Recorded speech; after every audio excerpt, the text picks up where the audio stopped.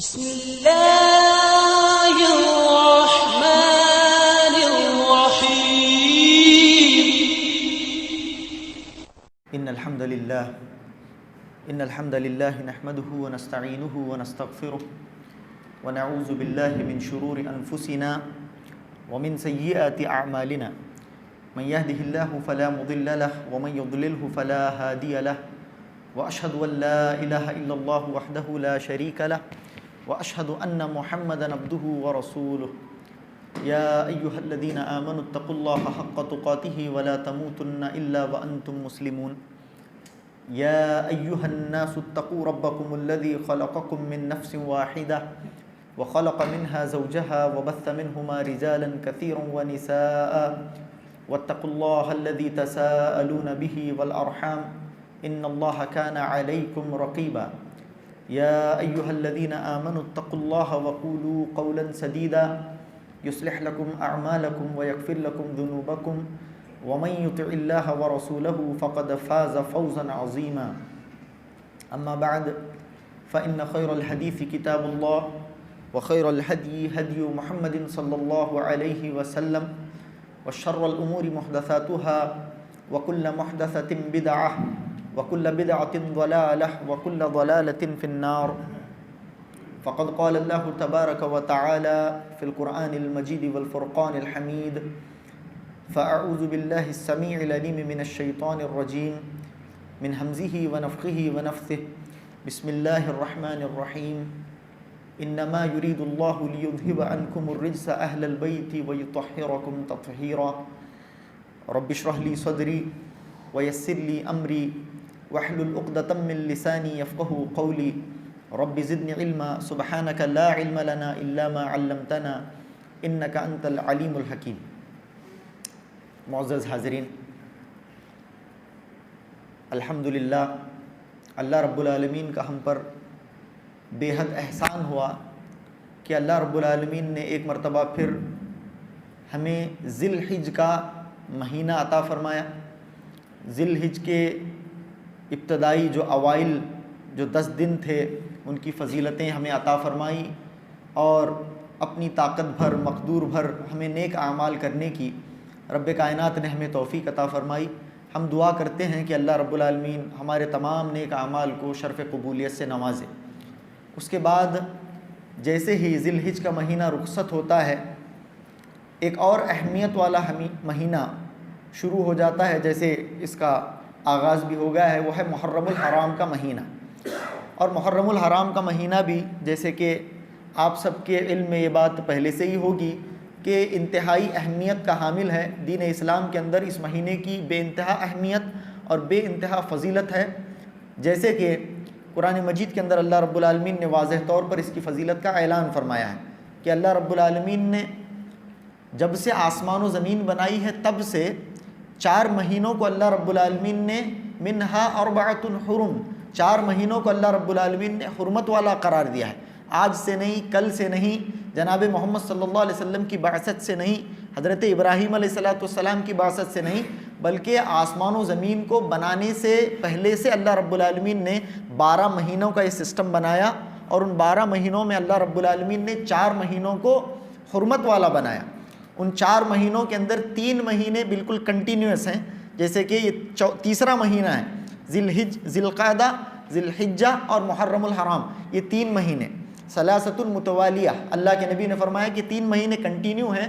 ورجب مضر، اور رجب کا مہینہ ایک جو چوتھا مہینہ ہے وہ الگ ہے. یہ 3 کنٹینیوسلی اور ایک مہینہ جو ہے آڈ ان مہینوں کے اندر ہے. تو یہ 4 اہمیت والے مہینے، حرمت والے مہینے اللہ رب العالمین نے جب سے آسمان و زمین کی تخلیق فرمائی تب سے یہ مہینے اہمیت اور فضیلت کے حامل ہیں. لیکن جہاں یہ مہینہ اپنی جگہ بہت زیادہ فضیلت کا حامل ہے، بہت زیادہ اہمیت کا حامل ہے، وہیں پر ہم دیکھتے ہیں کہ امت مسلمہ اس مہینے کو لے کر بے انتہا کی بے راہ روی کا شکار ہے. جیسے کہ ابھی اعلان میں یہ بات آئی، بالکل صحیح لفظ استعمال کیا گیا، افراط اور تفریط کا شکار امت مسلمہ ہے. اس مہینے کو لے کر افراط اور تفریط کا شکار. اور جیسے ہی محرم الحرام کا مہینہ شروع ہوتا ہے آپ اپنے گرد و پیش دیکھتے ہیں کہ کس طرح سے لوگ مختلف قسم کے خرافات میں ملوث ہو گئے ہیں. بعض لوگ مختلف قسم کے بدعات کا ارتکاب شروع کر دیتے ہیں، بعض لوگ مختلف قسم کی بدعقیدگیوں میں ملوث ہو جاتے ہیں، تو ہمارے معاشرے کے اندر محرم الحرام کے مہینے کو لے کر صحیح موقف کو واضح کرنا اور اس مہینے کے اندر اہل البیت بالخصوص اللہ کے نبی صلی اللہ علیہ وسلم کے گھرانے سے تعلق رکھنے والی بعض بدعات جن کا تعلق عقیدے سے ہے، تو ہم معاشرے کے اندر دیکھتے ہیں۔ تو سب سے پہلے یہ جو آج کا خطاب رکھا گیا ہے، اس کا بنیادی مقصد ہی یہی ہے کہ آپ کے سامنے صحیح منہج کو، صحیح کتاب و سنت میں وارد جو صحیح منہج ہے اس کی وضاحت کی جائے اہل البیت سے تعلق، کیونکہ اہل البیت کی محبت، آپ کو میں بتاؤں کہ امت مسلمہ کا معاملہ یہ ہے، پوری امت کے اندر لوگوں نے الگ الگ ڈپارٹمنٹس کو الگ الگ فرقوں، الگ الگ طبقوں کے حوالے کر دیا ہے۔ جیسے کہ آپ دیکھتے ہیں تبلیغ ایک دین کی ترجیحات میں سے ایک بہت ہی اہم چیز ہے، لیکن ایک جماعت اور ایک فرقے کے سپرد اسے کر دیا گیا ہے، اس کے ساتھ اسے خاص کر دیا گیا ہے۔ اسی طرح سے آپ دیکھتے ہیں کہ اللہ کے نبی صلی اللہ علیہ وسلم کی محبت ترجیحات دین کے اندر ایک بہت بڑی چیز ہے، بہت اہمیت کی چیز ہے، لیکن ایک خاص طبقے کو اسے سونپ دیا گیا ہے۔ محبت رسول کو غلو کے درجے میں لے جا کر عشق رسول کا نام دے کر اسے ایک خاص طبقے کے حوالے کر دیا گیا۔ اہل بیت کی محبت کو ایک خاص فرقے، ایک خاص طبقے کے سپرد کر دیا گیا۔ اچھا تمہارا یہ ڈپارٹمنٹ ہے، بعض لوگوں کا ڈپارٹمنٹ تبلیغ بن گیا، بعض کا عشق رسول بن گیا، بعض کا اہل بیت سے محبت، تو اس طرح سے بعض کا صحابہ کا دفاع بن گیا۔ تو اس طرح سے الگ الگ دین کی ترجیحات کے اندر، دین کے اندر جو اہم ترین چیزیں ہیں ان کو الگ الگ فرقوں کے سپرد کر دیا گیا، الگ الگ فرقوں کے ساتھ اس کو خاص کر دیا گیا۔ ویسے الحمدللہ ہم اپنے آپ کو کوئی فرقہ تو کہلوانا پسند نہیں کرتے، کیونکہ ہم کوئی فرقہ بھی ہے نہیں، لیکن ہمارے ساتھ انہوں نے توحید کو خاص کر دیا، توحید کو ہمارے ساتھ لگا دیا، توحید کو ہمارے ساتھ کر دیا۔ الحمدللہ اس بات سے میں بہت زیادہ خوشی ہے کہ آپ یہ بات تو مان گئے ہیں کہ توحید خالص اگر ہے تو ہمارے پاس ہے، یہ بات لوگ مان گئے ہیں کہ توحید اگر ہمیں ملے گی in the real form, in the real sense, اگر ہمیں توحید کہیں پر سیکھنی ہے تو یہاں پر سیکھنی ہے۔ الحمدللہ اللہ کا شکر ہے کہ آپ یہ بات تو مان گئے ہیں، لیکن صرف توحید کو ہمارے سپرد کرنا، صرف توحید کے ساتھ ہمیں خاص کر دینا، یہ بھی اپنے آپ میں ایک بہت بڑا ظلم ہے۔ یہ بہت بڑا ظلم ہے کہ توحید کو ہمارے ساتھ خاص کر دیا گیا۔ صرف توحید اپنے آپ میں اہمیت کی حامل ہے، توحید ہمارا خاصہ ہے، عقیدہ توحید کی جو صحیح ترین تشریح ہے وہ ہمیں سے آپ کو ملے گی، لیکن دین کے اندر دوسری جو ترجیحات دین ہیں، دین کے اندر جو دوسری چیزیں ہیں، اس سے ہمیں آپ کیوں فارغ کرتے ہیں؟ الحمدللہ جس طرح سے توحید ہمارے پاس مسلم ہے، اسی طرح سے دین کے یہ دوسرے مہمات بھی ہمارے پاس ویسے ہی مسلم ہیں۔ اگر محبت رسول صلی اللہ علیہ وسلم اگر آپ کو کہیں پر صحیح معنوں میں دیکھنی ہے اور کتاب و سنت کے حدود میں رہتے ہوئے اگر آپ کو صحیح تشریح محمد صلی اللہ علیہ وسلم سے محبت کی جاننی ہے تو یہیں پر آپ کو رجوع کرنا پڑے گا۔ اس کے علاوہ تبلیغ کا صحیح مفہوم، تبلیغ کا صحیح معنی، تبلیغ کے صحیح مرجع، تبلیغ کے صحیح مصادر، تبلیغ کے صحیح ماخذ اور جن چیزوں کی ترویج و اشاعت کرنی چاہیے، تبلیغ کرنی چاہیے، وہ بھی صحیح معنوں میں آپ کو یہیں پر ملے گا۔ تو غرض بتانے کا مقصد یہ ہے کہ الحمدللہ ہمارے ساتھ نہ کہ صرف یہ کہ توحید خاص ہے، بلکہ یہ تمام کی تمام چیزیں بھی ہمارے پاس ہی الحمدللہ، ہمارے پاس یعنی مسلمانوں کے پاس، مسلمانوں میں جن کا منہج صحیح ہے ان کے پاس یہ ساری چیزوں کی صحیح تشریح آپ کو ملے گی۔ لیکن لوگوں نے ظلم یہ کیا کہ محبت اہل بیت کو ہم سے فارغ کر دیا، یعنی ہمارے پاس اہل بیت کی محبت نہیں ہے، یہ لوگ اہل بیت سے محبت نہیں کرتے، انہیں حضرت علی رضی اللہ تعالیٰ عنہ سے محبت نہیں، انہیں حضرت فاطمہ سے محبت نہیں، انہیں حسن و حسین رضی اللہ عنہم سے محبت نہیں، یہ کہہ کے اہل بیت کو ہم سے جدا کر دیا گیا۔ ایسا ہرگز نہیں ہے۔ الحمدللہ حضرت علی رضی اللہ عنہ اور حضرت فاطمہ، حسن و حسین، ازواج مطہرات اور دیگر اہل بیت سے ہمارے پاس جو محبت ہے الحمدللہ وہ منصوص ہے۔ الحمدللہ کتاب و سنت سے ثابت محبت ہمارے پاس آپ کو ملے گی۔ تو اس سلسلے میں جو قرآن و حدیث کی روشنی میں جو اہم ترین باتیں ہیں انشاءاللہ وہ باتیں آپ کے سامنے میں کرنی، یہ بنیادی میں نے آپ کے سامنے چند تمہیدی طور پر چند باتیں کی۔ اب اصلی موضوع کی طرف ہم آتے ہیں کہ جیسے محرم الحرام کا مہینے کا آغاز ہوتا ہے پوری دنیا کے اندر، بالخصوص بر صغیر کے اندر آپ دیکھتے ہیں کہ اہل بیت کی محبت کا واویلا مچتا ہے۔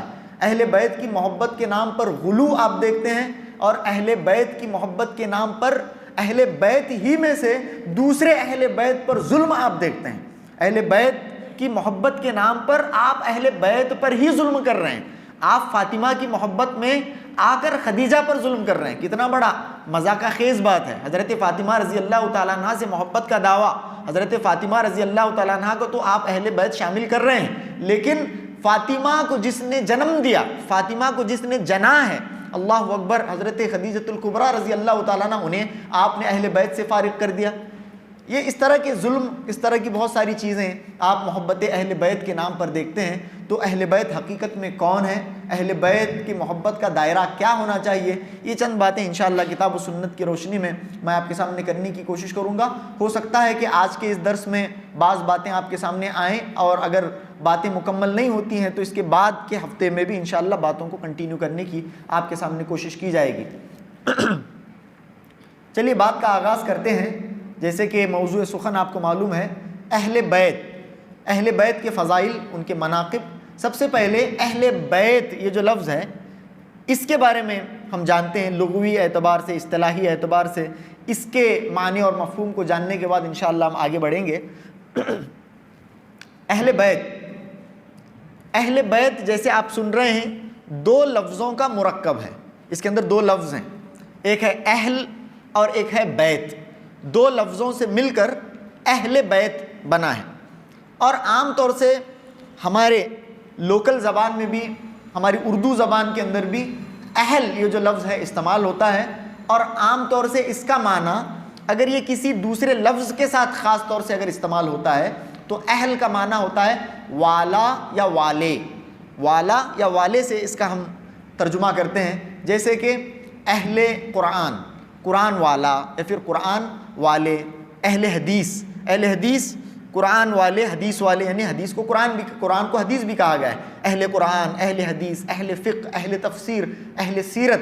اس طرح سے اہل, اہل بیت, اہل بلد, اہل مدینہ.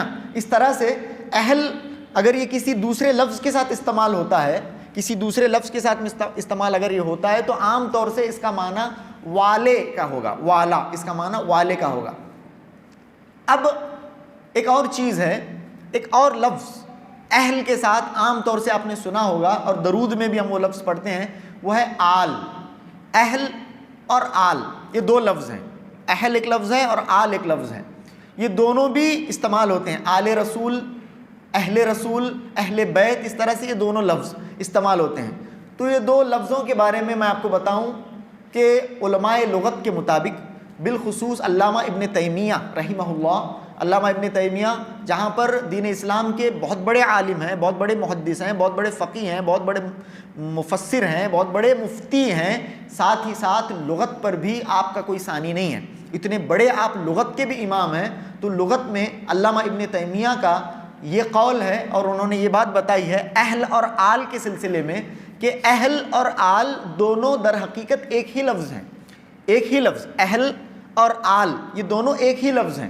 اور اسی بات کی مطابقت ابن منظور نے بھی کی ہے. ابن منظور میں آپ کو بتاؤں لغت کے بہت بڑے امام ہیں.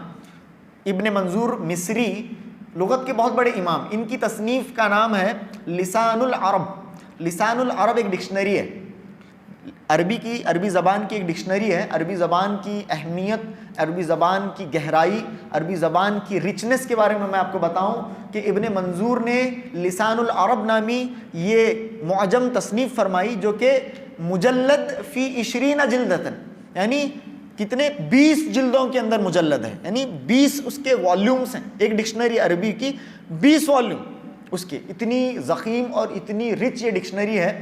اس ڈکشنری کے اندر ابن منظور نے بھی امام ابن تیمیہ کی اسی بات سے مطابقت کرتے ہوئے کہا کہ اہل اور آل دونوں ایک ہی لفظ ہیں. اہل اور آل دونوں ایک ہی لفظ ہیں معنوی اعتبار سے.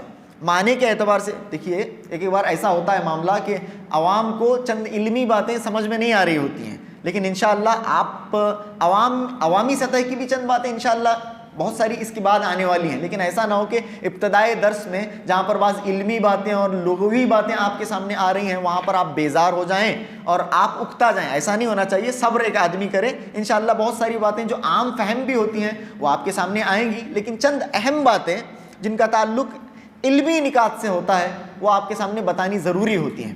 تو علامہ ابن تیمیہ، ابن منظور، اس کے علاوہ بھی مفسرین اور اہل لغت نے یہی کہا ہے کہ اہل اور آل دونوں ایک ہی لفظ ہیں، دونوں ایک ہی لفظ ہیں، اور معنوی اعتبار سے تو دونوں ایک ہی ہیں، لیکن دونوں میں استعمال کا فرق ہے، دونوں میں استعمال کا فرق ہے۔ معنی کے اعتبار سے دونوں ایک ہی، لیکن استعمال کا فرق ہے۔ اور علامہ ابن تیمیہ نے کہا کہ جو آل ہے، ابن منظور نے غالباً یہ کہا کہ آل کو اہل اسی لیے کہا گیا کہ جب اس کا صیغہ تصغیر لایا جاتا ہے، فعیل کے وزن پر جب آل کو بنایا جاتا ہے تو اس کا صیغہ تصغیر اہیل بنتا ہے، آل کا صیغہ تصغیر اہیل بنتا ہے۔ تو اس سے ثابت یہ ہوا کہ آل بھی اہل ہی تھا، جو اہل کے اندر جو ہا ہے وہ الف سے بدل دیا گیا تھا، اہل کے اندر جو ہا ہے وہ الف سے بدل دیا گیا تھا، لیکن جب اس کا صیغہ تصغیر لایا گیا تو وہ ہا واپس آ گیا، وہ اس کے بعد وہ اہیل بن گیا۔ تو خیر، بتانے کا مقصد یہ ہے، to cut the long story short, میں آپ کو یہ بتاؤں کہ اہل اور آل دونوں ایک ہی لفظ ہیں، اہل اور آل دونوں ایک ہی لفظ ہیں معنوی اعتبار سے، لیکن استعمال کے اعتبار سے اہل اور آل دونوں میں فرق ہے۔ علامہ ابن تیمیہ رحمہ اللہ کا میں آپ کے سامنے ایک چھوٹا سا اس سلسلے میں اقتباس پیش کرتا ہوں۔ فَإِنَّ لَفْظَ الْأَهْلِ يُضِيفُونَهُ إِلَى الْجَمَادِ وَإِلَى غَيْرِ الْمُعَظَّمِ كَمَا يَقُولُونَ أَهْلُ الْبَيْتِ وَأَهْلُ الْمَدِينَةِ وَأَهْلُ الْفَقِيرِ وَأَهْلُ الْمِسْكِينِ وَأَمَّا الْآلُ فَإِنَّمَا يُضَافُ إِلَى مُعَظَّمٍ مِّن شَأْنِهِ فَإِنَّمَا يُضَافُ إِلَى مُعَظَّمٍ مِّن شَأْنِهِ۔ علامہ ابن تیمیہ فرماتے ہیں فَإِنَّ لَفْظَ الْأَهْلِ يُضِيفُونَهُ إِلَى الْجَمَادِ، لفظ اہل اور لفظ آل دونوں ایک ہی لفظ ہیں، لیکن علامہ ابن تیمیہ فرماتے ہیں کہ دونوں میں معنوی اعتبار سے تو یکسانیت ہے، لیکن استعمال کے اعتبار سے دونوں میں فرق یہ ہے کہ لفظ اہل کو آپ غیر جانداروں کی طرف سے، غیر ذوی العقول کی طرف بھی آپ مضاف کر سکتے ہیں۔ کسے؟ لفظ اہل کو، جس طرح سے کہیں گے اہل البیت، اہل البلد، اہل المدینتی، اہل الفقیر، اور غیر معظم کی طرف بھی اہل کو مضاف کیا جا سکتا ہے۔ یعنی اہل کی نسبت میں سمجھتا ہوں کہ یہ زیادہ نہیں، یہ بہت زیادہ ڈسکشن اس میں نہیں ہے، صرف 2 منٹ اور، اس کے بعد انشاءاللہ ہم آگے بڑھیں گے۔ تو اہل الفقیری، اہل المسکینی، اہل البلدی، اہل المدینتی، اس طرح سے اہل کی نسبت اور اہل کی اضافت آپ غیر جاندار کی طرف بھی کر سکتے ہیں اور غیر معظم کی طرف بھی کر سکتے ہیں، جس کی کوئی عزت نہیں ہے، جس کی کوئی تعظیم نہیں ہے، اس کی طرف بھی اہل کی اضافت کی جا سکتی ہے۔ لیکن آل گرچہ معنوی اعتبار سے اہل کا مترادف ہے، اور نہ کہ صرف یہ کہ مترادف ہے بلکہ وہ اہل ہی ہے، لیکن آل کو اگر آپ یوز کریں گے تو آپ غیر جاندار کی طرف اس کی اضافت نہیں کر سکتے، جیسے آل بیت، آل فقیر، آل فقیر، آل بیت، آل مدینہ، آل بلد نہیں کر سکتے۔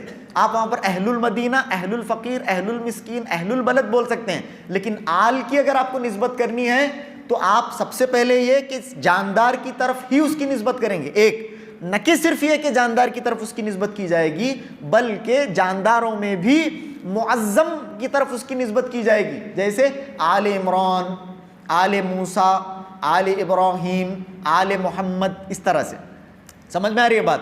تو اگر آپ کہہ رہے ہیں اہل البیت تو یہ صحیح ہوگا، کیونکہ اہل کی نسبت یہاں پر بیت کی طرف کی جا رہی ہے، اور بیت غیر جاندار ہے اور غیر ذوی العقول میں آتا ہے، لیکن آل بیت نہیں بول سکتے، آل رسول بولیں، آل مصطفیٰ بولیں، کیونکہ اس کی نسبت آپ رسول کی طرف کر سکتے ہیں، معظم کی طرف کر سکتے ہیں، مصطفیٰ کی طرف کر سکتے ہیں۔ تو یہ عام طور سے علماء کا خیال ہے، عام طور سے آل کی جو نسبت ہے جاندار کی طرف کی جائے گی، معظم کی طرف ہی کی جائے گی، یہ عام طور سے علماء کا اس سلسلے میں خیال ہے۔ اور بعض علماء نے آل کی نسبت ضمیر کی طرف کرنے سے بھی منع فرمایا ہے، یعنی آل کو ضمیر کی طرف بھی آپ مضاف نہیں کر سکتے، جیسے آپ درود شریف کے اندر دیکھیں گے اللہم صلی علی محمد وعلی آل محمد، یہاں پہ علی آل ہی نہیں کہا گیا، ضمیر نہیں لائی گئی، بلکہ جناب محمد صلی اللہ علیہ وسلم کے اسم گرامی کو دہرایا گیا ہے، کیونکہ آل کی نسبت آپ ضمیر کی طرف نہیں کر سکتے، آل کی نسبت کرنے کے لیے آپ کو معظم کا وہاں پر نام لانا ہوگا، جبکہ اہل کی اہلی ہی آپ ضمیر کی طرف اس کی اہلیہم، اہلیہا، آپ اس کی نسبت ضمیر کی طرف کر سکتے ہیں، لیکن آل کی نسبت ضمیر کی طرف کرنے سے بعض اہل علم نے اسے صحیح نہیں سمجھا ہے، بلکہ بعض اس کے قائل ہیں، یہ الگ بات ہے۔ تو خیر، بتانے کا مقصد تھوڑی علمی بحث یہاں پر یہ ہو گئی ان دونوں الفاظ کی مطلب کے تعلق سے۔ آل اور اہل، عام طور سے اہل اور آل کا معنی ایک ہی ہے، والے۔ اب اہل کا معنی کیا ہے، آل کا معنی عام طور سے میں آپ کو بتاؤں تو ایک آدمی کے آل اور اہل اس کے اپنے گھر والے ہوتے ہیں۔ آدمی کے اہل یا پھر آل اس کے اپنے گھر والے ہوتے ہیں، اس کی اپنی امیڈیٹ جو فیملی ہوتی ہے وہ، جس کے بارے میں بہت سارے اہل لغت نے بھی ڈکشنری کی کتابوں کے اندر یہی بات لکھی ہے۔ اگر میں آپ کو اس سلسلے میں ابن منظور نے لسان العرب میں جو اس کی لغوی اعتبار سے تشریح کی ہے، انہوں نے کہا وَأَهْلُ بَيْتِ النَّبِي صلی اللہ علیہ وسلم أَزْوَاجُهُ وَبَنَاتُهُ وَصِحْرُهُ، کہتے ہیں کہ اہل بیت کون ہوتے ہیں؟ ایک آدمی، کسی بھی آدمی کے لیے اس کی بیویاں، اس کے بچے، اس کے داماد وغیرہ اس کے اہل ہوتے ہیں۔ اسی طرح سے اللہ کے نبی صلی اللہ علیہ وسلم کے بارے میں بھی اگر ہم بول رہے ہیں کہ اہل بیت، اہل بیت النبی صلی اللہ علیہ وسلم یا پھر آل النبی، آل مصطفیٰ کون ہے؟ ازواجہ و ذریتہ و سحرہ۔ انہوں نے یہ کہا کہ اللہ کے نبی صلی اللہ علیہ وسلم کی بیویاں، آپ صلی اللہ علیہ وسلم کی ذریت یعنی آپ صلی اللہ علیہ وسلم کی اولاد، اور آپ صلی اللہ علیہ وسلم کے داماد، یہ سب اہل بیت میں شامل ہیں۔ یہ لغوی اعتبار سے میں نے آپ کے سامنے بیان کیا۔ اب اصطلاحی اعتبار سے اچھا، دین کے اندر اہل بیت کون ہے؟ یہ تو ڈکشنری کی باتیں اب تک ہو گئیں، گرامیٹیکلی ان سارے باتوں کو آپ کے سامنے بتایا گیا۔ اب یہاں سے جو اصلی باتیں ہیں وہ میں آپ کے سامنے بتاؤں۔ اب تک بھی کی باتیں اصلی ہی تھی، لیکن عوامی اعتبار سے عام فہم باتیں انشاءاللہ یہاں سے آئیں گی۔ فضیلت الشیخ علامہ عبد المحسن العباد حفظہ اللہ اس دور کے پورے عالم اسلام کی بہت بڑی ہستی ہیں۔ کون؟ علامہ عبد المحسن العباد حفظہ اللہ۔ تو انہوں نے اس سلسلے میں فضائل اہل بیت پر 40 صفحات پر مشتمل ایک مقالہ لکھا ہے، بہت ہی علمی اور بہت ہی بہترین مقالہ ہے۔ تو اس میں پہلے ہی صفحے میں انہوں نے اس کی ڈیفینیشن بیان کی ہے کہ اہل بیت کون ہے۔ اہل بیت کے سلسلے میں انہوں نے ڈیفینیشن بیان کی، کہا القول الصحیح فی المراد بآل بیت النبی صلی اللہ علیہ وسلم، یعنی صحیح موقف، صحیح قول، جب آپ آل بیت کہیں تو صحیح قول اور صحیح موقف، صحیح مراد کیا ہونی چاہیے؟ کہتے ہیں ہم من تحرم علیہم الصدقہ، یہ وہ لوگ ہیں جن پر صدقہ حرام ہے۔ کون لوگ ہیں یہ؟ آل بیت، اہل بیت، اہل بیت النبی صلی اللہ علیہ وسلم کون ہیں؟ جن کے اوپر صدقہ حرام ہے۔ وہم ازواجہ و ذریتہ و سحرہ و کل مسلم و مسلمۃ من نسل عبد المطلب، کہتے ہیں وہم ازواجہ، اللہ کے نبی علیہ الصلوۃ والسلام کی بیویاں جن پر صدقہ حرام ہے۔ کون کون؟ اللہ کے نبی علیہ الصلوۃ والسلام کی بیویاں، وہ ذریتہ، اللہ کے نبی صلی اللہ علیہ وسلم کی ذریت، آپ علیہ الصلوۃ والسلام کی اولاد، آپ علیہ الصلوۃ والسلام کی بیٹیاں بالخصوص، کیونکہ آپ علیہ الصلوۃ والسلام کے بیٹوں کا تو انتقال بچپن میں ہی ہو گیا تھا، تو بیٹیاں، اور آپ علیہ الصلوۃ والسلام کے داماد میں حضرت علی رضی اللہ تعالیٰ عنہ کا تو نام آتا ہے۔ اہل بیت میں سب لوگ حضرت علی رضی اللہ تعالیٰ عنہ کو شامل ضرور کرتے ہیں، پوری دنیا کو معلوم ہے، لیکن حضرت عثمان رضی اللہ تعالیٰ عنہ اور ابو العاص یہ سب شامل ہیں اہل بیت میں۔ اللہ کے نبی صلی اللہ علیہ وسلم کے داماد بھی اہل بیت میں شامل ہیں، لیکن عام طور سے بتایا اور نظریہ یہ دیا جاتا ہے کہ حضرت علی رضی اللہ تعالیٰ عنہ ہی اہل بیت میں سے ہیں، لیکن یہاں پر بتایا گیا کہ سارے کے سارے داماد آپ صلی اللہ علیہ وسلم کے اہل بیت میں شامل ہیں، بیٹیاں آپ صلی اللہ علیہ وسلم کی، اور سٹارٹنگ وتھ ہز وائفز، شروعات کس سے؟ آپ صلی اللہ علیہ وسلم کی بیویوں سے۔ اہل بیت کی جہاں بات آئے گی تو پوری دنیا کے اندر یہ نظریہ دینے کی کوشش کی گئی ہے، اور کئی 100 سالوں سے یہ نظریہ دینے کی کوشش کی جا رہی ہے کہ جہاں پر اہل بیت کی یہ ڈیفینیشن سننے کو ملے وہاں پر سیدھا حضرت علی، حضرت فاطمہ، حسن اور حسین رضی اللہ عنہم، یہ امیج لوگوں کے ذہن میں ہے۔ یقیناً وہ بھی اہل بیت میں شامل ہیں، لیکن اگر میں یہ بات بول رہا ہوں تو مبالغہ نہیں ہوگا، قرآن مجید کی روح سے ان چاروں پر بھی مقدم اگر کوئی ہیں اہل بیت میں شامل ہونے کے لیے تو اللہ کے نبی صلی اللہ علیہ وسلم کی بیویاں، ہماری مائیں امہات المومنین ہیں، کیونکہ قرآن مجید میں نص قطعی موجود ہے۔ نص قطعی جسے یعنی دو ٹوک بات، کلیئر کٹ آیت قرآن مجید کے اندر موجود ہے، جس سے کیا ثابت ہوتا ہے کہ ازواج مطہرات رضی اللہ عنہن امہات المومنین پوری کی پوری اہل بیت کے اندر شامل ہیں۔ تو یہ بات بتائی گئی وہ کل مسلم و مسلمۃ من نسل عبد المطلب، اور ہر مسلمان مرد اور ہر مسلمان عورت جس کا تعلق عبد المطلب کی نسل سے ہے، یہ سب کے سب اہل بیت میں۔ سمجھ میں یہ بات؟ کون کون اہل بیت میں؟ اللہ کے نبی کی بیویاں، اللہ کے نبی علیہ الصلوۃ والسلام کی بیٹیاں، آپ علیہ الصلوۃ والسلام کے داماد، اور عبد المطلب کی نسل کا ہر مسلمان مرد اور ہر مسلمان عورت، سب کا مسلمان ہونا بہت ضروری ہے۔ مسلمان مرد اور مسلمان عورت جس کا تعلق عبد المطلب کی نسل سے ہے، یہ سب کے سب اہل بیت ہیں، اہل بیت۔ اب ایک اور چیز یہاں پر ہے اہل بیت ہی کے تعلق سے، ایک روایت جسے علامہ صالح المنجد حفظہ اللہ نے بیان کیا، اور انہوں نے یہ بات بتائی کہ اہل بیت میں آل مطلب بھی شامل ہیں، صرف عبد المطلب نہیں بلکہ آل مطلب۔ مطلب جو ہیں وہ اللہ کے نبی علیہ الصلوۃ والسلام کے دادا جو تھے ہاشم کے بھائی، ہاشم کے بھائی تھے، اللہ کے نبی صلی اللہ علیہ وسلم کے دادا تھے عبد المطلب کے باپ تھے ہاشم، اور ہاشم کے بھائی تھے مطلب، جو ہاشم کو یثرب سے لائے تھے جا کر۔ تو یہ جو مطلب ہیں ان کی جو اولاد ہے ان کو بھی اہل بیت میں شامل کیا جائے گا۔ اس سلسلے میں بخاری کی روایت انہوں نے پیش کی، اس سلسلے میں بخاری شریف کی روایت پیش کی۔ اللہ کے نبی علیہ الصلوۃ والسلام نے فرمایا بنو ہاشم و بنو المطلب، یاد رکھیں اسے، بنو ہاشم و بنو المطلب شیء واحد۔ اللہ کے نبی نے کہا صلی اللہ علیہ وسلم کہ بنو ہاشم اور بنو مطلب ایک ہی چیز ہے، بنو ہاشم اور بنو مطلب ایک ہی چیز ہیں۔ تو اس حدیث سے حجت قائم کرتے ہوئے علامہ صالح المنجد نے اپنے مقالے میں یہ کہا کہ بنو مطلب بھی آل بیت میں، اہل بیت میں شامل ہیں۔ تو خیر، اس حدیث کو پیش نظر رکھتے ہوئے یہ سارا جو فہرست میں نے ابھی آپ کے سامنے بتائی کہ اللہ کے نبی کی بیویاں، آپ صلی اللہ علیہ وسلم کی بیٹیاں، آپ صلی اللہ علیہ وسلم کے داماد، اور بنو مطلب اور بنو ہاشم میں تعلق رکھنے والے سارے مسلم مرد اور مسلم عورتیں، سب اہل بیت کے اندر ان کا شمار ہوتا ہے۔ تو یہ ڈیفینیشن وائز میں نے آپ کے سامنے بیان کیا۔ اب ہم دیکھتے ہیں قرآن و حدیث کی روشنی میں نصوص کے اعتبار سے، اب یہ تو ہم نے آپ کے سامنے ڈیفینیشن پیش کی، لیکن یہ تو دعویٰ ہوا، اب آپ کے سامنے اس دعوے کے مطابق دلائل بھی پیش کرنے ہوں گے کہ یہ اہل بیت میں شامل ہیں، اور اس سلسلے میں کیا دلائل آپ کے پاس ہیں۔ تو ابھی میں نے آپ کو بخاری شریف کی ایک روایت آپ کے سامنے پڑھی، اور اس حدیث کے تحت آپ کے سامنے یہ ثابت کیا کہ بنو المطلب بھی آل بیت کے اندر شامل ہیں۔ تو اب اور مزید آپ کے سامنے میں دلائل پیش کرتا ہوں۔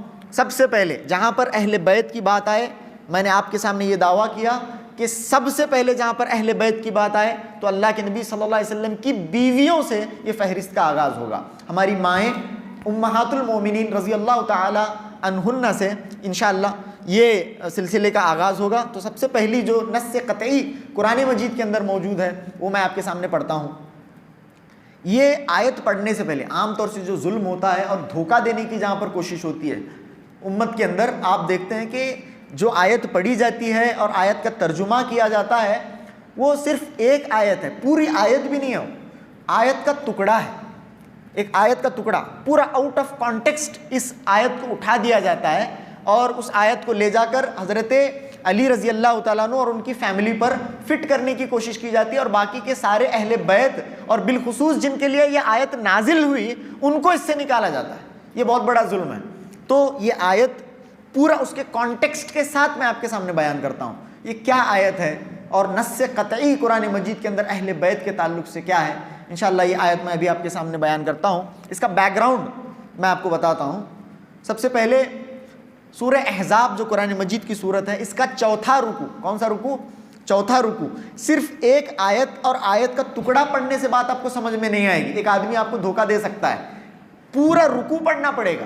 سورہ احزاب کا پورا رکوع، سورہ احزاب کا بالخصوص جو چوتھا رکوع ہے، اور جہاں سے بالخصوص 22ویں پارے کا آغاز ہوتا ہے، وَمَن يَقْنُتْ کا جہاں سے آغاز ہوتا ہے، تو یہ پورا جو چوتھا رکوع ہے یہ پیچھے سے اگر آپ پڑھتے آئیں گے تو اس کے اندر بالکل کوئی اشکال نہیں ہوگا یہ سمجھنے میں کہ اس سے مراد کون ہے اور اہل بیت میں سب سے پہلے کون شامل ہیں۔ تو چلیے پہلے بیک گراؤنڈ ہی سے ہم دیکھ لیتے ہیں۔ اس رکوع کا آغاز کہاں سے ہوتا ہے؟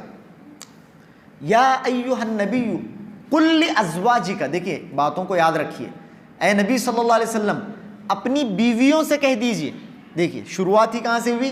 یا ایھا النبی قل لازواجک، اے نبی صلی اللہ علیہ وسلم آپ اپنی بیویوں سے کہہ دیجئے. اب یہاں پر میں آپ کو بیک گراؤنڈ بتاتا ہوں. یہ جو آیت ہے یہ آیت تخییر ہے، آیت تخییر. یہ پورا رکوع اس کا آغاز آیت تخییر پر ہوتا ہے، اور اس رکوع کا جو اختتام ہے وہ آیت تطہیر پر ہوتا ہے، جو عام طور سے دلیل کے طور پر پیش کی جاتی ہے. آیت تخییر سے شروع، آیت تطہیر پر ختم. آیت تخییر کیا ہے؟ اختیار دینا، آپشن دے دینا. اللہ رب العالمین نے امہات المومنین کے سامنے آپشن دے دیا، اختیار دے دیا. کیا اختیار دیا؟ بیک گراؤنڈ کے حساب سے اگر میں آپ کو بات بتاؤں تو ابتدائی دور میں آپ نے سیرت طیبہ ویسے بھی آپ سن رہے ہیں اور آپ کو اس سلسلے میں بہت زیادہ جانکاری بھی ہے.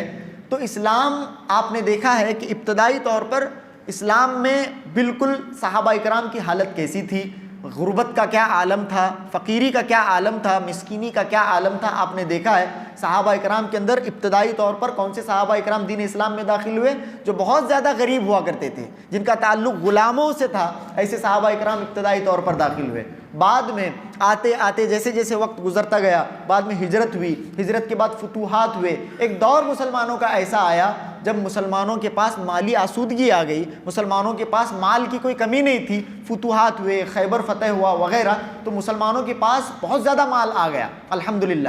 تو جب صحابیات نے بالخصوص امہات المومنین نے یہ دیکھا کہ اب مسلمانوں کے پاس مالی فراوانی ہو چکی ہے، مسلمانوں کے پاس مال کافی جمع ہو گیا ہے، اور دوسری قریش کی عورتیں، دوسری مہاجر عورتیں اور دوسری انصاری خواتین، ان کے پاس مال کافی وافر مقدار میں آ گیا ہے. اب انہیں اپنی ضروریات پوری کرنے کے لیے بہت زیادہ جد و جہد کرنے کی ضرورت نہیں پڑ رہی ہے. لیکن ہمارا معاملہ ابھی ویسے ہی ہے، ہمارے پاس مال نہیں ہے، ہمیں خرچے کو بہت کم ہی ملتا ہے. یہاں تک کہ صحابیات کے گھر میں چولہا بھی مشکل سے جلتا تھا. امہات المومنین جو ہماری مائیں ہیں، اس امت کی مائیں ہیں اور جناب محمد صلی اللہ علیہ وسلم کی بیویاں ہیں، ان کے گھر میں چولہا بھی مشکل سے جلتا تھا. صحابیات نے یہ دیکھا ایک طرف تو مالی فراوانی فتوحات کے بعد ہوتی ہوئی نظر آ رہی ہے، لیکن ہم ابھی ویسے ہی ہیں، ابھی ہمارے پاس مالی فراوانی نہیں ہے اور ہماری حالات ویسے ہی ہیں. تو صحابیات نے اللہ کے نبی صلی اللہ علیہ وسلم سے یہ درخواست آپ علیہ السلام کی خدمت میں رکھی کہ آپ ہمیں جو نفقہ دیتے ہیں، آپ جو ہمیں خرچ دیتے ہیں، اس میں ذرا بڑھا دیا جائے. وہ بھی پورا دیکھ کر، وہ بھی صحابیات نے اپنے گرد و پیش دیکھا کہ فتوحات ہو رہی ہیں اور مال کی ایک قسم سے فراوانی ہو رہی ہے.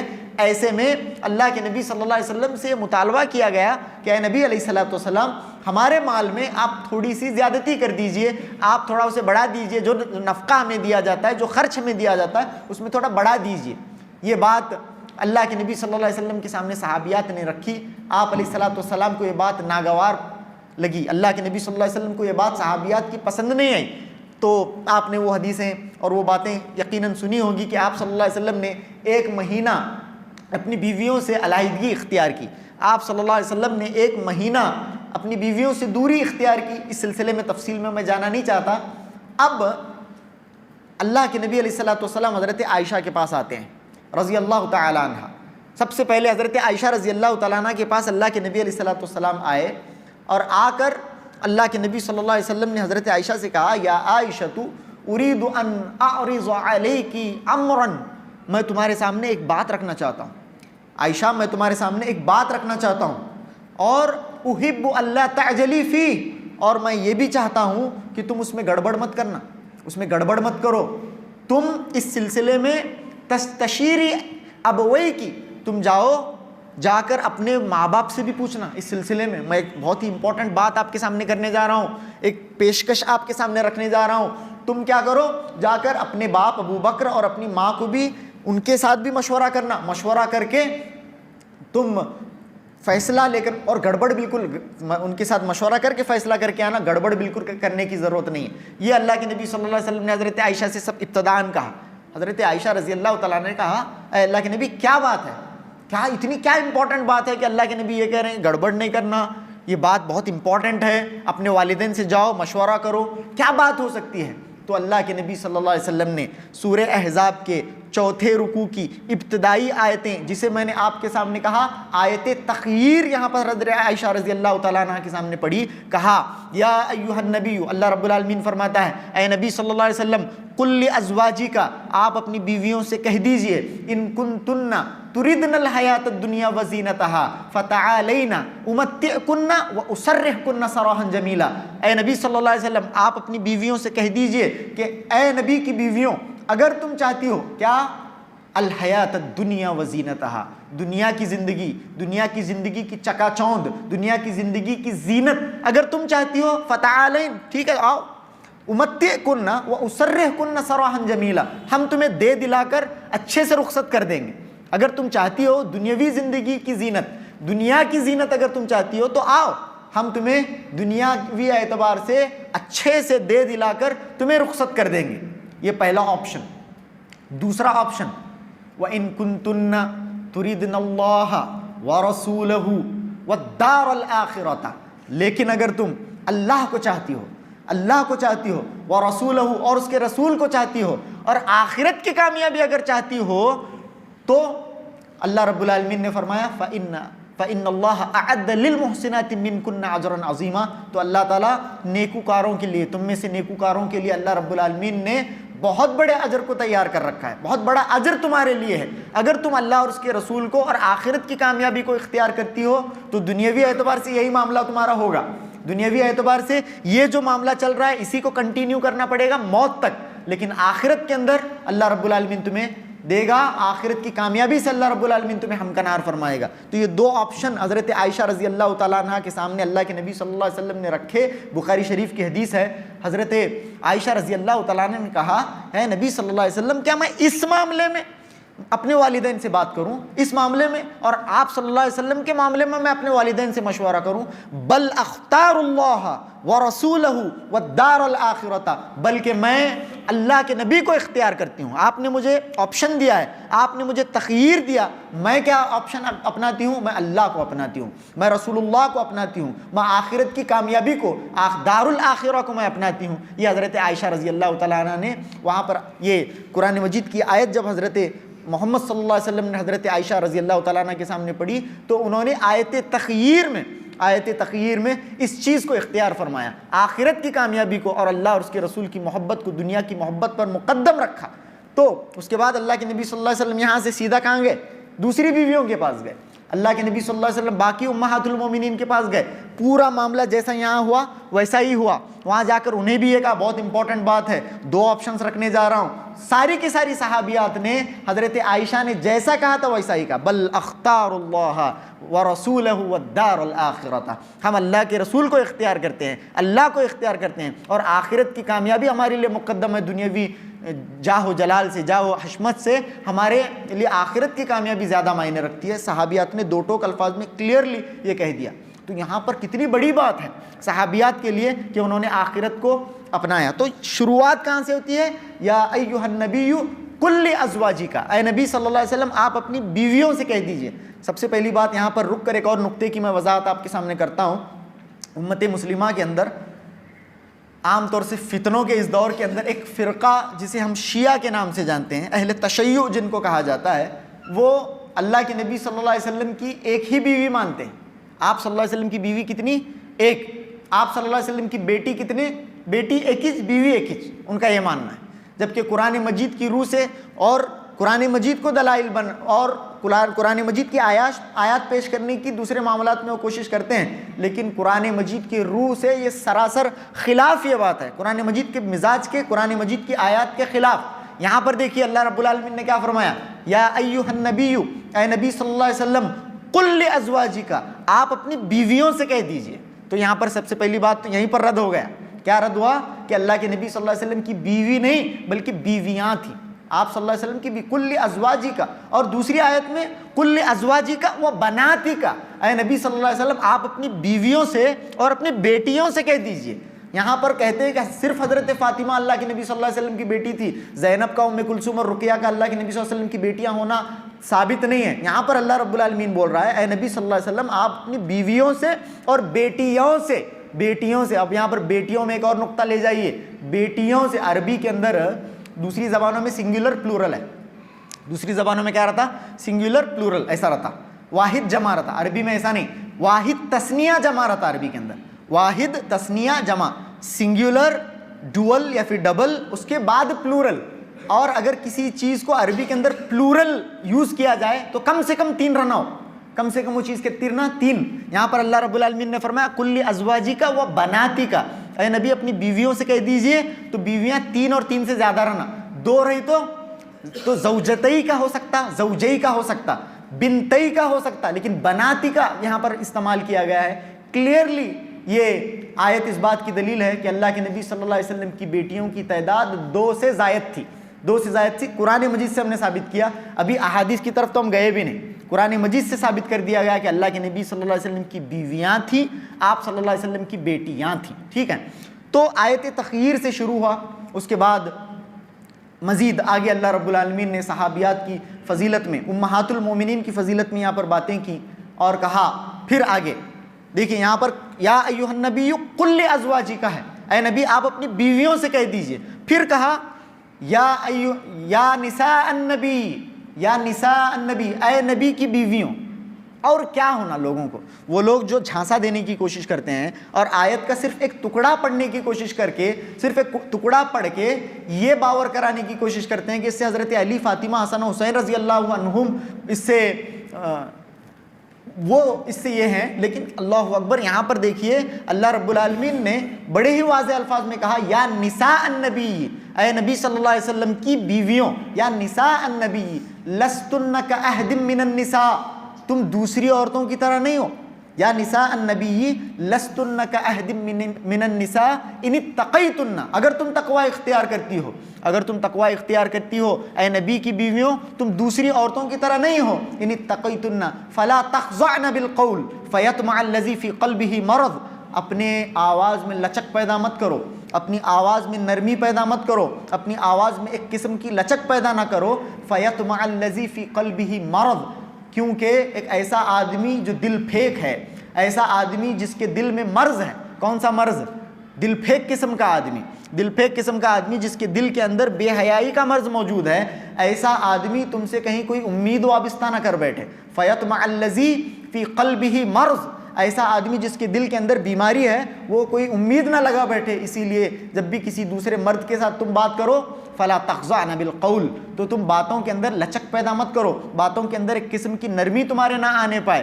یہ اللہ رب العالمین وقلنا قولا معروفا، لیکن بات اچھی کرنا، بات اچھی کرنا. تو اس آیت سے، ٹاپک سے ہٹ کر ایک مسئلہ ہم لیتے ہیں. ٹاپک سے ہٹ کر اس آیت سے جو مسئلہ ہم مستنبط کریں گے وہ یہ کہ عورت کی آواز پردہ نہیں ہے، عورت کی آواز پردہ نہیں ہے. بعض اہل علم کے مطابق بعض نے یہ کہا کہ عورت کی آواز بھی پردہ ہے، انہیں باتیں بھی نہیں کرنا، اس کی آواز کون سننا چاہیے، ایسا نہیں ہے. عورت کی آواز پردہ نہیں ہے. یہاں پر اللہ رب العالمین نے کہا اے نبی کی بیویوں نرمی سے بات مت کرو، لچکدار آواز میں بات نہ کرو، ورنہ بات کی جا سکتی ہے.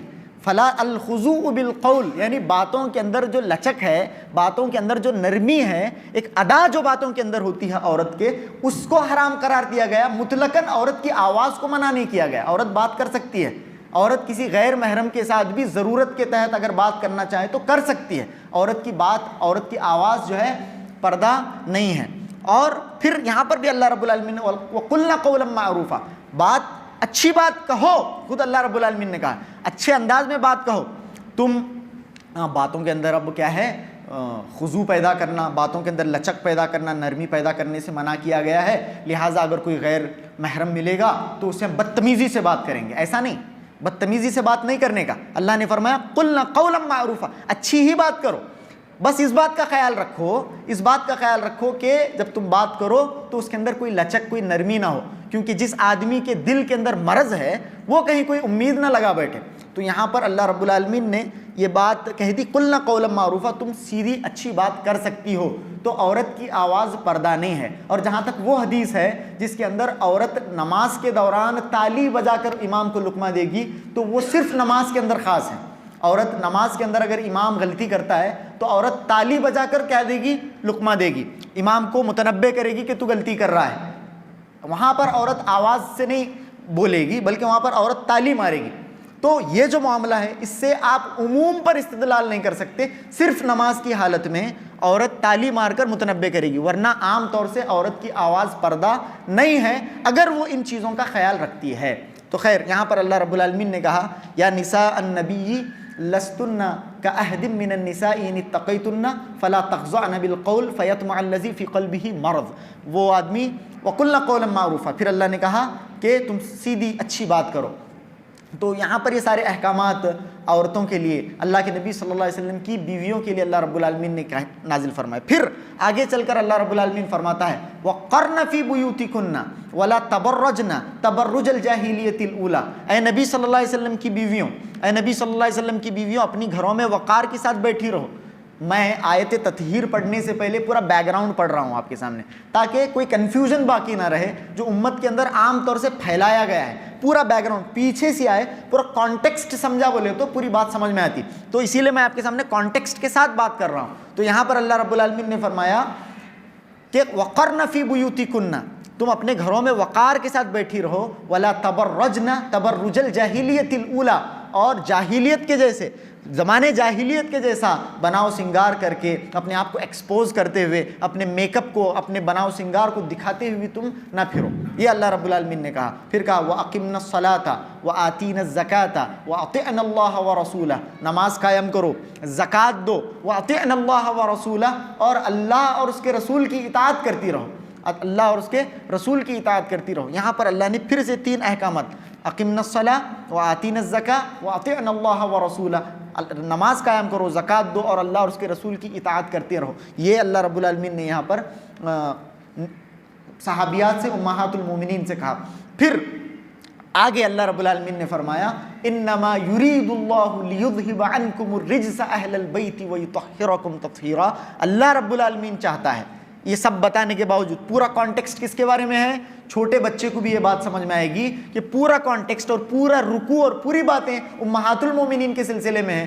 آخر میں اللہ رب العالمین لاسٹ میں آ کر اس رکوع کے اختتام پر اللہ رب العالمین نے فرمایا انما یرید اللہ لیذھب عنکم الرجس اہل البیت ویطہرکم تطہیرا، اللہ رب العالمین چاہتا ہے کہ تم سے گندگی کو پاک کر دے، تم سے گندگی کو دور کر، لیذھب عنکم الرجس اہل البیت ویطہرکم تطہیرا، اور تمہیں پوری طرح سے پاک کر دے، تمہیں پوری طرح سے پاک کر دے، یہ اللہ رب العالمین نے کہا آخر میں۔ تو یہاں پر کیا اہل البیت کا لفظ اللہ رب العالمین نے استعمال کیا، انما یرید اللہ لیذھب عنکم الرجس اہل البیت ویطہرکم تطہیرا، اللہ رب العالمین تمہیں پاک کرنا چاہتا ہے، تم سے گندگی کو دور کرنا چاہتا ہے، اے اہل بیت۔ تو اب کون یہاں پر ایک ایسا بچہ جو ابھی ابتدائی اسکول کو بھی جاتا ہے، وہ اگر اس کانٹیکسٹ کو، جہاں سے میں نے بات کو شروع کی، اس کو سننے کے بعد اگر میں اس سے پوچھوں کہ اہل بیت سے کون مراد ہے، اہل بیت سے کون مراد ہے، اہل بیت سے کون مراد ہے، آپ جواب دیں، اہل بیت سے کون مراد ہے؟ امہات المومنین، اللہ کے نبی صلی اللہ علیہ وسلم کی بیویاں۔ پورے کانٹیکسٹ کو اگر آپ لے کر دیکھیں گے تو اہل بیت سے امہات المومنین ہی مراد ہیں، لیکن اس سے اتنا بڑا ظلم کہ جو آیتیں امہات المومنین کی شان میں نازل ہوئیں، امہات المومنین کو اہل بیت قرار دینے کے لیے قرآن مجید کے اندر جو نص قطعی موجود ہے، اس سے اہل بیت میں سے صحابیات کو، امہات المومنین کو خارج کر دینا کتنا بڑا ظلم ہے۔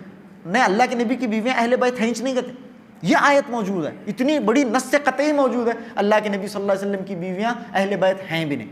تو شیعوں کی بات تو شیعوں کی، لیکن عام طور سے اہل السنہ والجماعہ کہلانے والا طبقہ، اہل سنہ والجماعہ کہلانے والا طبقہ بھی عام طور سے جب ان کی تقریروں کو اور ان کے بیانوں کو، جہاں پر زور سے نعرے بازی بھی ہوتی ہے، اگر آپ سنتے ہیں تو وہاں پر اہل بیت سے مراد امہات المومنین کا قطعاً ذکر نہیں ہوتا، کوئی امہات المومنین کی بات نہیں کرتا، حضرت حسن کی بات کرتے ہیں، حسین کی بات کرتے ہیں، حضرت علی و فاطمہ رضی اللہ عنہم کی بات کرتے ہیں، امہات المومنین کی وہاں بات نہیں کی جاتی، بہت بڑا ظلم۔ یعنی کانٹیکسٹ میں اگر میں کہوں اور بہت تھوڑا بیسک جا کر اگر میں آپ کو سمجھانا چاہوں تو ایسے بول سکتا ہوں کہ میں زید سے کہہ رہا ہوں کہ زید ایسا کرو ویسا کرو، تم یہ کرو تم وہ کرو۔ میں نے بات کس سے کہی؟ زید کا نام بھی 2 بار لیا ہے، زید ایسا کرو، زید ویسا کرو، یہ کرنا وہ کرنا، ایسا کرو ویسا کرو، اگر تم ایسا کرو گے تو میں تمہیں انعام دوں گا۔ تو میں کس سے کہہ رہا ہوں؟ میں زید سے کہہ رہا ہوں۔ کانٹیکسٹ میں نے بات کی ابتدا زید سے، اور زید کا نام تو میں نے کئی بار لیا ہے، میں زید ہی سے کہہ۔ اگر کوئی یہ کہے کہ اس سے مراد حامد ہے اس سے مراد حامد ہے. حامد کا اس کے اندر مطلقاً ذکر ہی نہیں ہے. حامد کہاں سے آ گیا؟ کانٹیکسٹ کے اندر حامد موجود ہی نہیں ہے. تو اس سے مراد اہل بیت سے مراد کون ہے؟ ازواج مطہرات مراد اس سے ہیں، یعنی صحابیات امہات المومنین اس آیت سے مراد ہیں. آیت تطہیر سے مراد، کیونکہ پورا جو کانٹیکسٹ ہے اور نص قطعی جو اس سلسلے میں قرآن مجید کی ہے وہ یہی ہے. اہل بیت اگر قرآن مجید سے کوئی ہیں تو وہ کون ہیں؟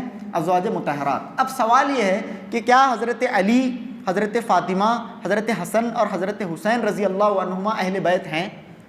سوال ہے، اور اس کا جواب ہے بالکل ہیں. بالکل حضرت علی، حضرت حسن حسین، حضرت فاطمہ رضی اللہ عنہم اہل بیت بالکل ہیں. کیا دلیل؟ کیا دلیل؟ اب اس کی بھی دلیل آپ کے سامنے پیش کی جائے گی. اب اس کی دلیل کی طرف ہم آتے ہیں. اب یہ آیت ابھی ختم نہیں ہوئی، اس آیت کے اوپر مزید بحث باقی ہے. اس آیت کے اوپر مزید بحث باقی ہے، لیکن وہ ایک دلیل اس سلسلے میں ہم لیں گے. اب ایک مرتبہ حضرت عائشہ رضی اللہ تعالیٰ نے، اس حدیث کی بہت بڑی بات ہے، یہ اس حدیث، یہ مسلم شریف کی حدیث ہے، اور اس حدیث کی راویہ کون ہے؟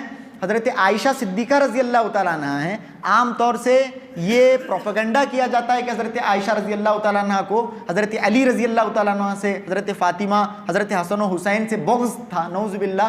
ان کے فضیلت کے اندر جو حدیث وارد ہے اور جو نص قطعی موجود ہے مسلم شریف کی حدیث، اس کی راویہ کون ہے؟ حضرت عائشہ صدیقہ رضی اللہ تعالیٰ عنہ اس کی راویہ ہیں. انہوں نے اس بات کو امت تک پہنچایا ہے. یہ اصحاب کسا، چادر والے لوگ کون ہیں؟ حضرت عائشہ رضی اللہ تعالیٰ عنہ نے ہمیں بتایا کہ چادر والے لوگ یہ ہیں. اللہ کے نبی صلی اللہ علیہ وسلم نے چادر پہنی. مسلم شریف کی حدیث ہے کہ اللہ کے نبی صلی اللہ علیہ وسلم نے چادر زیب تن کی ہوئی، کملی. قوالیوں کے اندر عام طور سے یہ بہت زیادہ اچھال، کملی والے اس طرح سے. اللہ کے نبی علیہ الصلوۃ والسلام نے کملی، ایک چادر اللہ کے نبی صلی اللہ علیہ وسلم نے پہنی ہوئی تھی. من شعر اسود، کالے بالوں کی وہ چادر تھی. آپ صلی اللہ علیہ وسلم نے زیب تن کی ہوئی تھی. اتنے میں حضرت حسن رضی اللہ تعالیٰ عنہ آتے ہیں. حضرت حسن رضی اللہ فدخل حسن ابن علی رضی اللہ تعالیٰ عنہ فادخلہ، اللہ کے نبی صلی اللہ علیہ وسلم کے پاس آئے. اللہ کے نبی صلی اللہ علیہ وسلم نے انہیں اپنی چادر میں لے لیا. آپ صلی اللہ علیہ وسلم نے انہیں اپنے چادر میں لے لیا. اتنے میں حضرت حسین رضی اللہ تعالیٰ عنہ آتے ہیں. فدخل معہ، آ کر وہ بھی حضرت حسین رضی اللہ تعالیٰ عنہ حضرت حسن کے ساتھ شامل ہوتے ہیں. اتنے میں حضرت فاطمہ رضی اللہ تعالیٰ عنہ آتی ہیں. فادخلہا، اللہ کے نبی صلی اللہ علیہ وسلم نے انہیں بھی اپنی چادر میں لے لیا. انہیں بھی اپنی چادر میں اللہ کے نبی صلی اللہ علیہ وسلم نے لے. اتنے میں حضرت علی رضی اللہ تعالیٰ عنہ آتے ہیں. ان کو بھی اللہ کے نبی صلی اللہ علیہ وسلم نے اپنی چادر میں لے لیا. یہ سب اللہ کے نبی صلی اللہ علیہ وسلم کی چادر میں. 5 عام طور سے جو آپ نے یہ ٹرم سنا ہوگا، بدعی ٹرم، پنچ تن پاک. 5 لوگ یہاں پر جمع ہو گئے، پنچ تن پاک.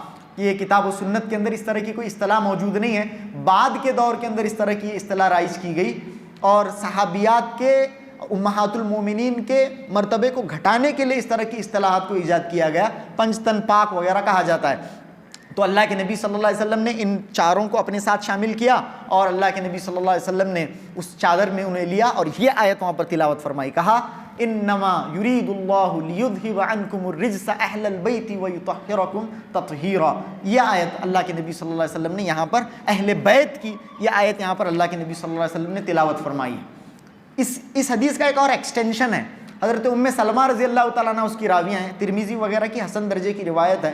حضرت ام سلمہ رضی اللہ تعالیٰ عنہ کہتی ہیں کہ اللہ کے نبی صلی اللہ علیہ وسلم نے اپنی چادر میں حضرت علی کو لیا، حضرت فاطمہ کو لیا، حضرت حسن کو لیا، حضرت حسین رضی اللہ تعالیٰ عنہ کو اللہ کے نبی صلی اللہ علیہ وسلم نے اپنی چادر میں لیا.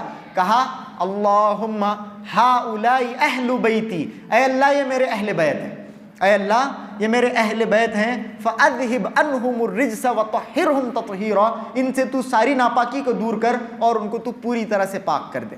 ان کے سے تو پوری ناپاکی کو دور فرما اور انہیں پوری طرح سے تو پاک کر دے. یہ اللہ کے نبی صلی اللہ علیہ وسلم نے فرمایا. بالکل صحیح بات ہے. اللہم ہؤلاء اہل بیتی، اگر کوئی آدمی کے ساتھ اس کا اپنا بیٹا ہے، اس کا بیٹا اس آدمی کے ساتھ ہے، اس کے ویسے 3 بیٹے ہیں لیکن اس کے ساتھ اس کا ایک بیٹا ہے، اور وہ یہ کہے کہ یہ میرا بیٹا ہے، یہ میرا بیٹا ہے، اس کا مطلب یہ نہیں ہے کہ گھر میں جو 2 بیٹے اور ہیں وہ اس کے بیٹے نہیں ہیں. اس کا مطلب یہ نہیں ہے میرا بیٹا یہ جو میرے ساتھ ہے یہ 2 میرے بیٹے ہیں. ایک آدمی کا ایک اور بیٹا ہے وہ گھر میں ہے، اس کا مطلب یہ نہیں ہے کہ وہ اپنے تیسرے بیٹے کو خارج کر رہا ہے اس سے. یہاں پر اللہ کے نبی صلی اللہ علیہ وسلم نے کہا اللہم ہؤلاء اہل بیتی، اے اللہ یہ میرے اہل بیت ہیں. اس کا مطلب یہ نہیں کہ اللہ کے نبی صلی اللہ علیہ وسلم نے ازواج مطہرات کو خارج کر دیا. ٹھیک ہے. اب یہاں پر ایک اور پروپیگنڈا حدیث کا اگلا ٹکڑا آ رہا. اس حدیث کے اگلے ٹکڑے سے یعنی جس آدمی کے اندر ایک چور رہتا نہیں, جس کے اندر چور ہے, جو آدمی کے اندر بغض ہے, اسے کیا بھی ملا دلیل سمجھتا ہوں, اسے کیا بھی ایک ملا اسے دلیل ہے میرے پاس, اب اسے پیش کرنے کی کوشش. کیا ہے اس کے اندر؟ حضرت ام سلمہ رضی اللہ تعالیٰ عنہ وہاں موجود تھیں اور انہوں نے کہا, جب اللہ کے نبی صلی اللہ علیہ وسلم نے انہیں لیا, آپ صلی اللہ علیہ وسلم بڑی محبت سے اللہ رب العالمین سے دعا کر رہے ہیں کہ اے اللہ یہ میرے گھر والے ہیں, اللہم ہؤلاء اہل بیتی فاذہب عنہم الرجس وطہرہم تطہیرا. جب یہ اللہ کی حضرت ام سلمہ موجود ہیں, اتنا بڑا مقام, اتنا بڑا مرتبہ, اللہ کے نبی صلی اللہ علیہ وسلم سے حضرت ام سلمہ کہتی ہیں انا معہم یا رسول اللہ, اے اللہ کے رسول کیا میں بھی ان کے ساتھ ہوں, کیا میں بھی ان کے ساتھ ہوں؟ حضرت ام سلمہ نے کہا, اللہ کے نبی صلی اللہ علیہ وسلم نے فرمایا انت علی مکانک وانت علی خیر, تم اپنی جگہ ہو, تم اپنی جگہ ہو اور تم خیر پر ہو. اللہ کے نبی صلی اللہ علیہ وسلم نے کہا دیکھو دیکھو دیکھو دیکھو دیکھو, یہاں پر اللہ کے نبی صلی اللہ علیہ وسلم نے حضرت ام سلمہ سے نہیں کہا ہاں تم بھی ان میں ہو, یہ نہیں کہا, بلکہ کہا کہ تم اپنی جگہ پر ہو اور تم بھلائی پر ہو. یہاں پر ہینس پروڈ کہ اللہ کے نبی صلی اللہ علیہ وسلم نے حضرت ام سلمہ رضی اللہ تعالیٰ عنہ کو اہل بیت سے خارج کر دیا ہے. بہت بڑا مغالطہ, بہت بڑا دھوکہ ہے. یعنی یہاں پر اللہ کے نبی صلی اللہ علیہ وسلم تحصیل حاصل نہیں کرنا چاہتے تھے. بہت امپورٹنٹ بات بتا رہا ہوں, تحصیل حاصل, یہ پانی میرے پاس ہے, یہ میرے پاس پانی ہے, اگر میں کسی اور سے کہوں کہ مجھے پانی کی ضرورت ہے, پانی لاؤ, تو آپ کیا کہیں گے؟ آپ کے پاس تو پانی ہے. یعنی ایک چیز جو میرے پاس حاصل ہے, اس چیز کو میں حاصل کرنے کی کوشش کیوں کروں, تحصیل حاصل کیوں کروں؟ امہات المومنین کے بارے میں تو اہل بیت ہونے کی سند اللہ رب العالمین نے آسمان سے نازل کر دی ہے. اہل بیت ان کا ہونا قرآن مجید سے ثابت ہو چکا ہے. اب ان کو کیوں اور چادر میں لے کر اہل بیت ثابت کیا جائے, ان کو کیوں وہ فضیلت دی جائے؟ کیونکہ وہ فضیلت آلریڈی ان کے پاس موجود ہے. سمجھ میں آئی کہ نہیں بات؟ تحصیل حاصل ہوتا یعنی ایک ایسی چیز جو آلریڈی انہیں حاصل ہے, وہ انت علی خیر, تم تو بھلائی پر ہو ہی, انت علی مکانی کی, تم تو تمہارا پوزیشن تو انٹیکٹ ہے, تمہاری پوزیشن پر کوئی سوال نہیں ہے, تمہاری پوزیشن انٹیکٹ ہے, انت علی خیر, تم تو خیر پر ہو ہی. سمجھ میں یہ بات؟ تو اس کو لے کر واویلا مچا کر اللہ کے نبی صلی اللہ علیہ وسلم نے صحابیات کو, امہات المومنین کو, ازواج مطہرات کو خارج کر دیا اہل بیت سے, اور وہ اہل بیت میں ہے نہیں. یہ بہت بڑا مغالطہ ہے, بہت بڑی غلط فہمی یہ دی جاتی ہے عام طور سے. تو آج کے اس درس میں ویسے انشاءاللہ بہت ساری باتیں, آنے والے درس میں 1 گھنٹے کے قریب ہو گیا ہے اس درس کو شروع ہوئے, تو آنے والے درس میں انشاءاللہ مزید باتیں اس بات سے, اس ٹاپک سے تعلق آنے والے انشاءاللہ آپ کے سامنے اس بات کو اناؤنس کیا جائے گا, ڈیٹ اس کی کیا ہوگی, سنیچر ہوگا یا اتوار ہوگا مغرب کے بعد وغیرہ. آپ کے سامنے انشاءاللہ مزید باتیں تفصیلی طور پر, اور اس سلسلے میں جو مانعین ہیں ان کے دلائل کیا ہیں اس کا بھی ہم جائزہ لینے کی کوشش کریں گے, اور مزید باتیں جو اس سلسلے میں ہیں فضائل اہل بیت کے تعلق سے, یہ باتیں آپ کے سامنے انشاءاللہ آنے والے دروس کے اندر لائی جائیں گی. تو آخر میں اللہ رب العالمین سے دعا ہے کہ اللہ رب العالمین امت مسلمہ کو دین کا صحیح فہم عطا فرمائے, کتاب و سنت کی صحیح سمجھ عطا فرمائے. وآخر دعوانا ان الحمدللہ رب العالمین, وصلی اللہ علی نبینا محمد وآلہ وصحبہ وسلم تسلیما کثیرا.